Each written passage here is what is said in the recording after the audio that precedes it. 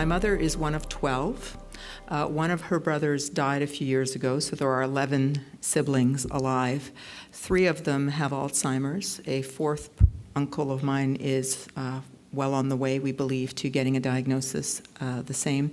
And I don't know what's happening amongst my cousins, but I certainly know within our family it's become the joke because we're 4 and we look around and we say, well, 2 of us are going down. And which 2 is it? Now, I say that because we do try to make light of it, and it's not clear to me that we have any kind of genetic predisposition, because typically you see that more with the early onset Alzheimer's. But I think it's worth thinking about in light of Dr. Gautier's comments about whether or not you seriously think about wanting to find out which 2 of you might it be, or who has a greater predisposition. So I wanted to just say that no matter what families might share with other people, those are the kinds of thoughts they might be having themselves when they look around their family, and both the extended family and the closer family. And those are not necessarily things that we pay attention to if we don't see that persons who might be available for caring are broader than the presenting patient. The second comment I wanted to share with you is that the one thing I wish I had known or understood was how frightened my mother was.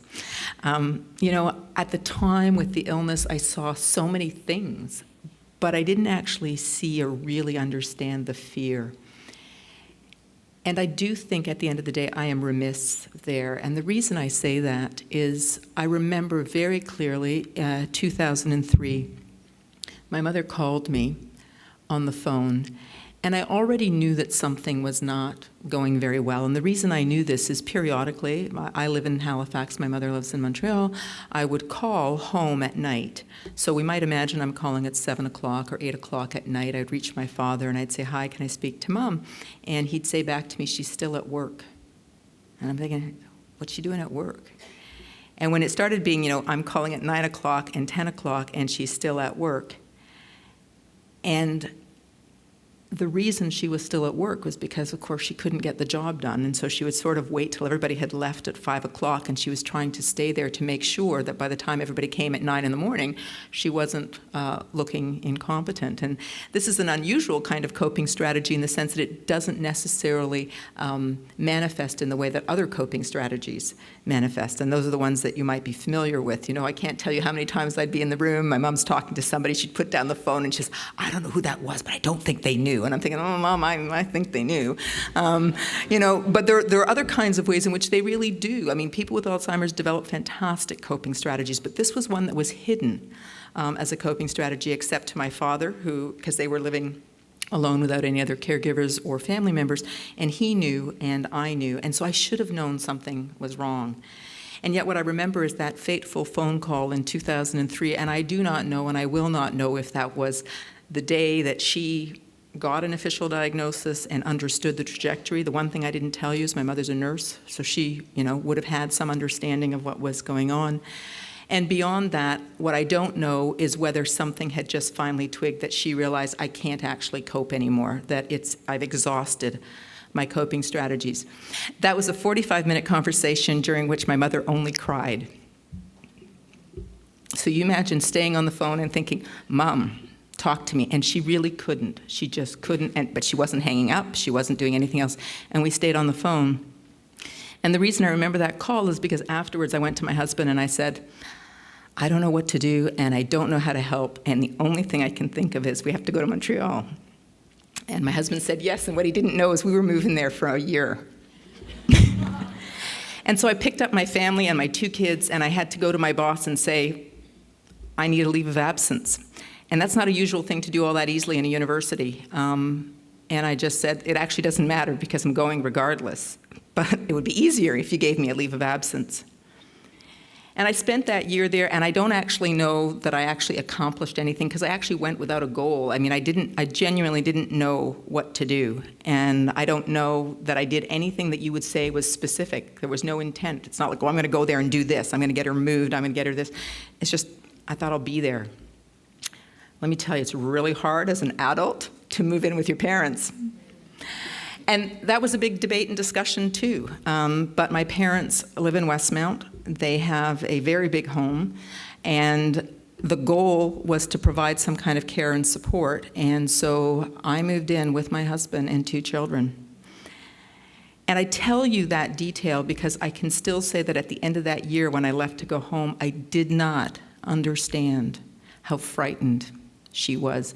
And I think she was probably more frightened than many other people might be, because I think she understood what was happening and what the trajectory would have been.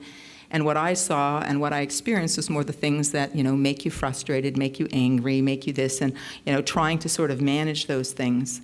And that was very difficult. But what I choose to do now is I choose to focus very clearly on all the things my mother teaches me.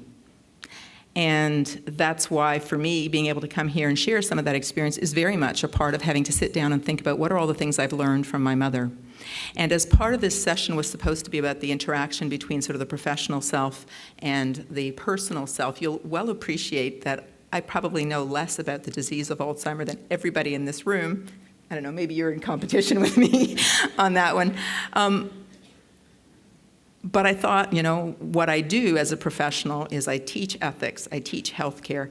And when I first got that diagnosis, I started taking notes because I thought, I'm going to write about this. I have to write about this. And I did that probably for about a year, very early on, and then I stopped. And so everything that I have now to speak about or talk about is all from memory. Because it was a choice at the time to say, you know what, you are not going to do this. You are not going to sit here and chronicle what is happening to your mother and to your family and in effect, lose the emotive content because you're busy there taking notes, like I'm in a classroom, except it's the classroom of life, but I'm here, I'm taking my notes, and it's all going to be sanitized, and I'm going to think about how. And so I didn't. And that was a very difficult choice for me as an academic, because I really thought, no, look at all this rich treasure trove, that I will be able to draw on for how long. And I thought, you know what?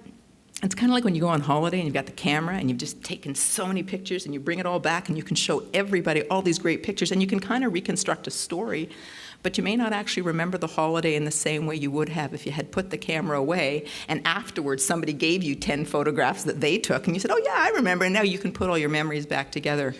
And that was the choice that I made, that I wasn't going to chronicle this in that kind of way, and that I thought, and I think I'd like to believe that I made the right choice. I thought the things that I remember, those will be the salient things. And that's why I can't tell you why my mother said, I'm still a person. But I do remember the emotion that was attached to that, and I do remember the color yellow. And I could tell many other stories like that, and they're the ones that I hold on to today. So what does my mom teach me? Every single day she teaches me that she knows how to be my mother.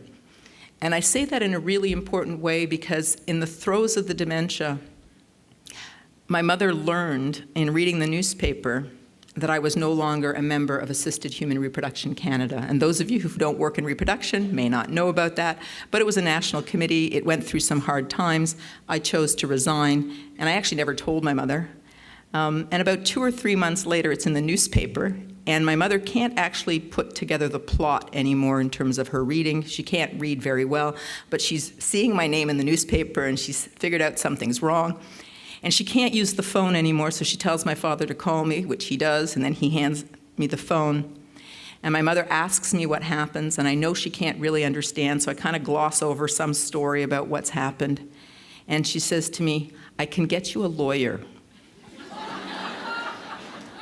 And what you need to understand is that was my mom's way of protecting me.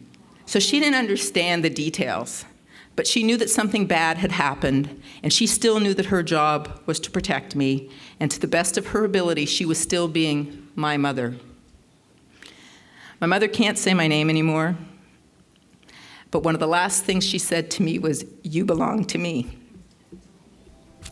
Thank you.